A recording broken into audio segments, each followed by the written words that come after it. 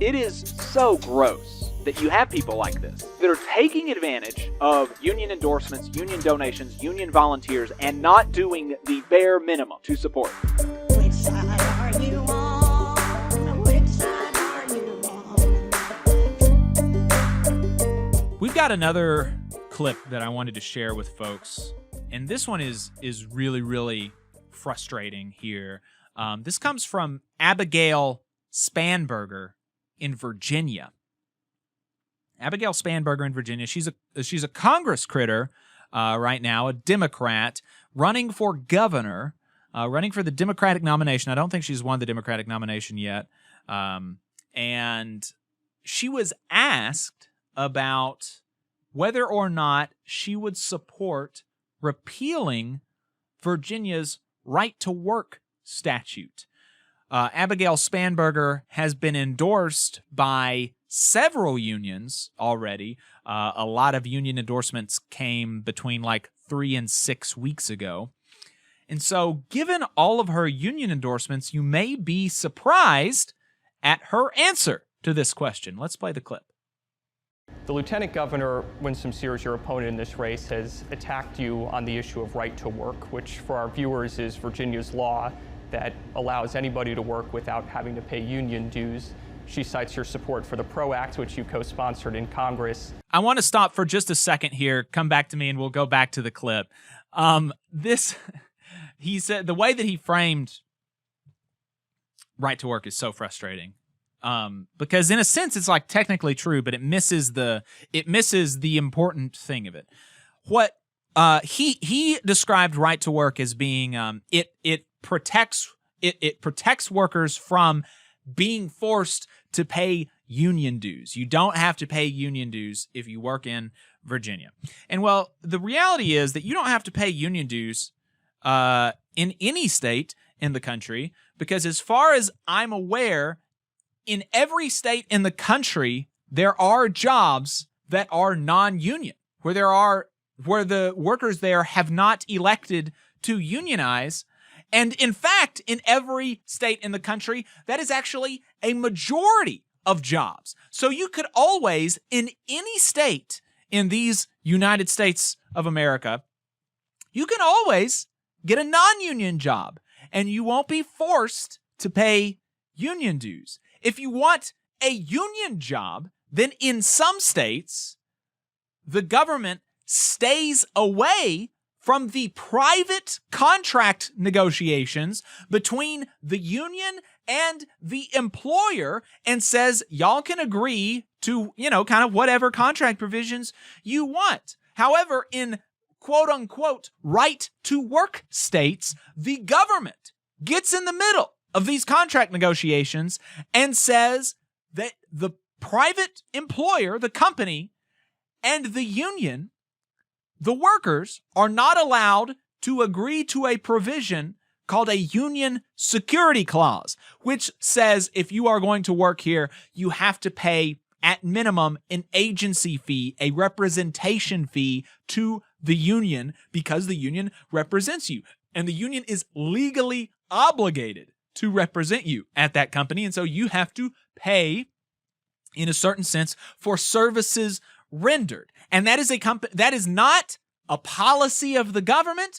Unions don't have to bargain for that. Workers, rank and file workers, do not have to have their negotiating committee negotiate for that in non-right to work states. It's all totally free of coercion in the sense that libertarians think of coercion, right? Nobody is forcing anybody to, the companies are not forced to agree to these union security clauses. The union is not forced to bargain for them, but they can in non-right to work states.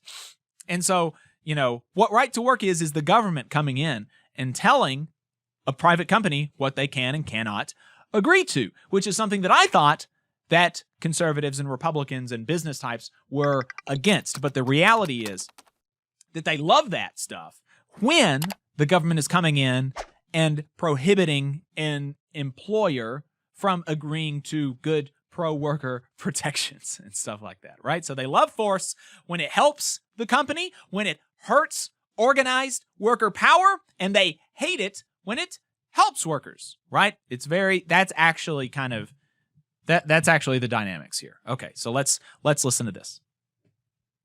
The Lieutenant Governor, Winsome Sears, your opponent in this race, has attacked you on the issue of right to work, which for our viewers is Virginia's law that allows anybody to work without having to pay union dues. She cites your support for the PRO Act, which you co-sponsored in Congress. Would you sign a bill as governor of Virginia to repeal Virginia's current right to work law? Well, I think notably it's important that this last General Assembly, no one even submitted a bill that would repeal the right to work. I support labor, I support our strong Virginia economy, but no, I don't support a full repeal of our current right to work statute. Certainly it's an old statute. We've seen reforms and adjustments to it over the years, and recognizing that as Virginia and our economy moves forward, reforms may be necessary into the future, but no, not a full repeal. Not a full repeal. This comes despite the fact that she has endorsements from the Baltimore, D.C. Metro Building Trades Council, that's the building trades unions, the SEIU Virginia State Council, the Teamsters Joint Council 83, Unite Here, Local 23 and 25, the Virginia Education Association. But those endorsements all came before that. And I think that this would be surprising to a lot of people, to a lot of unions, because Abigail Spanberger in Congress was a co-sponsor of the PRO Act. And for those of you who do not recall, the PRO Act, the Protecting the Right to Organize Act, only one of the things that it did, if it had passed, would have been to repeal all right-to-work laws in all 27 states that have enacted them. It wouldn't have just repealed Virginia's right-to-work law. It would have repealed all right-to-work laws. In addition to that, it would have done a number of things to tip the scales further towards unions and working people and away from bosses. But here, Abigail Spanberger says that despite the fact that I endorse the PRO Act, which goes far and beyond, far, far beyond just simply repealing right to work, she says if I was governor, not only, and the question, I just want to reiterate, the question was not, would you make repealing right to work the number one priority of your administration? That's even something that, I can, like, whatever. That's not your number one priority. Maybe that's okay. Maybe it's not. But that wasn't even the question. The question was, if the legislature sends a repeal of right to work to your desk, will you sign it? And she said no. That is bonkers. That is Looney Tunes. And so you are left with no choice but to question her support of the PRO Act. If the PRO Act had a snowball's chance in hell of passing, would she have voted for it or would she have voted against it? Did she only support the PRO Act so that she could get union endorsements and union PAC dollars and union volunteers to canvass during her elections? Did she do all of that for those things, knowing full well that there was no scenario in which the PRO Act would pass, last Congress or this Congress? And then you are left with no choice but to ask the same question for all of the other co-sponsors of the PRO Act. The majority of Democrats in the House and the Senate are co-sponsors of the PRO Act. How many of them would back off if there was even a tiny chance of it passing? Because, like Spanberger said, a repeal of right to work was not even pushed through the legislature in Virginia last year. And so, it's not even super clear that a repeal of right to work would ever come to her desk. Hey, 5 seconds, just wanted to say that this is only possible because of our donors. If you want to see more of this, then consider donating yourself at tvlr.fm/donate. It is so gross that you have people like this that are taking advantage of union endorsements, union donations, union volunteers, and not doing the bare minimum to support I don't know. I don't understand it. It's so gross. I don't know if you had anything else on that. Well, I think it just speaks to some of the conversations you have to have when we endorse these candidates. You know, that's a constant churn of controversy that we hear from union members about endorsements, right? You hear it from all political sides, right? Because folks on, you know, who are more conservative are upset that unions tend to endorse Democrats more often. But you also have a lot of left-leaning people and left-wing people who are, you know, just as sick and tired of the, you know, loyalty to the Democratic Party that unions often show. And what do we get in exchange for it? Right. And I think that's really the conundrum there is, you know, we recognize in most elections it's going to be a choice between your lesser of two evils, right? And that's just typically how it's going to be in this system right now. But, you know, if you're going to sign your name on to a candidate, if you're going to give them money, if you're going to provide them volunteers, if you're going to give them your stamp of approval, you need to really make sure that they're really for you. That's going to be something they're going to have to navigate in Virginia because that is a concerning sign. You know, like you said, it's one thing to put your name as a sponsor on a bill that you know is never going to actually make it to the floor.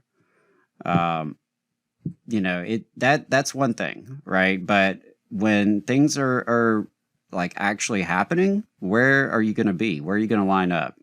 So yeah, that's a big concern. If something is put on your desk and you won't sign it, right? Not even will you go advocate for it, but will you sign it if it shows up on your desk, right? That's a big problem. But, you know, my understanding is this lady, her background is not what you'd call a working class background. It was a CIA background. And, you know, I think that's also another aspect to this is we got to look at who these candidates are and where they come from. Many, and we mentioned this early in the morning when we were talking to Brother Joe Cleveland, vast majority of political candidates, especially the higher up in office you go, they are not working class.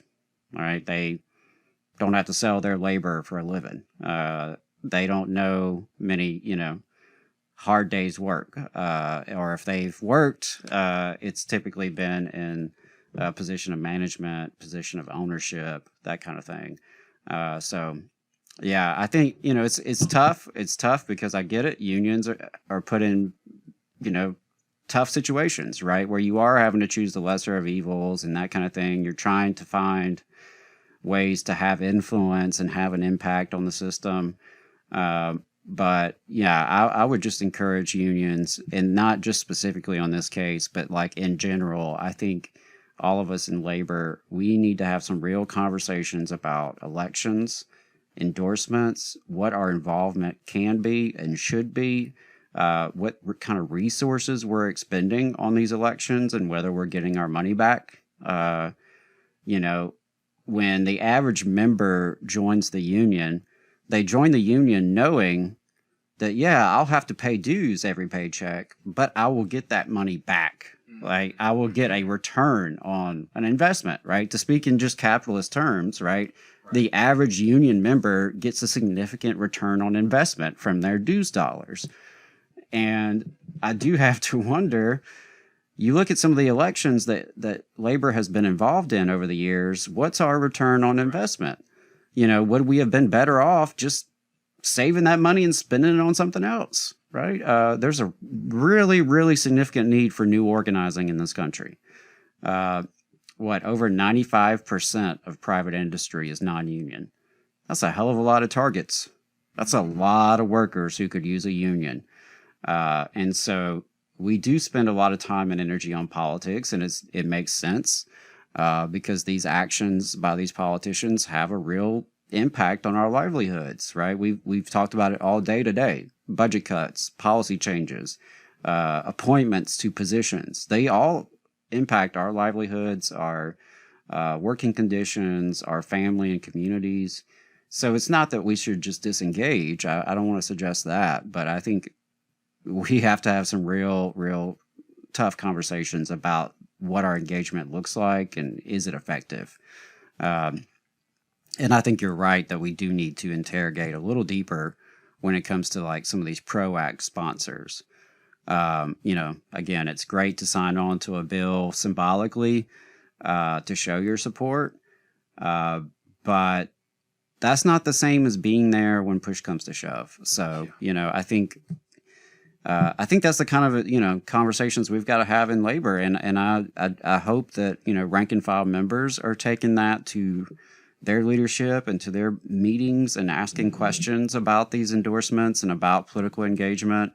And I hope leaders are listening to that as well and really considering all the factors and, are we expending our resources in the best way possible given the situation that we're in? Yeah.